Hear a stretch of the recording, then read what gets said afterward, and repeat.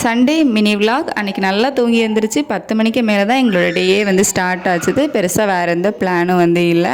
பேபிக்கு சப்பாத்தியும் எங்களுக்கு கோதுமை மாவில் டிஃப்ரெண்ட்டாக பாஸ்தாவும் ரெடி பண்ணியிருந்தோம்.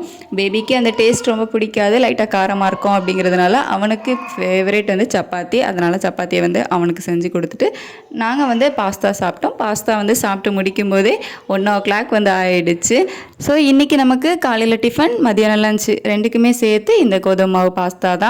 அதுக்கப்புறமா கொஞ்சம் நம்ம கண்டென்ட் சேனலுக்கு தேவையான வீடியோஸ் மட்டும் எடுத்துட்டு ஈவினிங்காக மப்ஸா போயிட்டு அந்த வாரத்துக்கு தேவையான வெஜிடபிள்ஸ் எல்லாமே வாங்கிட்டு வந்திருந்தோம்.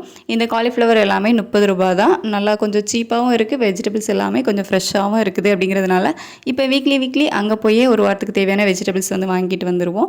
அதுக்கப்புறமா இந்த வாரம் பப்பாளி பழம் வாங்கிட்டு வந்திருந்தோம். நிஜமாகவே டேஸ்ட் ரொம்ப நல்லா இருந்துச்சு. ஸோ இதோட லாங் வீடியோ ஷேர் பண்ணியிருக்கேன், கீழே டிஸ்கிரிப்ஷனில் லிங்க் கொடுக்குறேன். உங்களுக்கு ஃப்ரீ டைம் இருக்கும்போது செக் பண்ணி பார்த்துக்கோங்க. Thank you so much.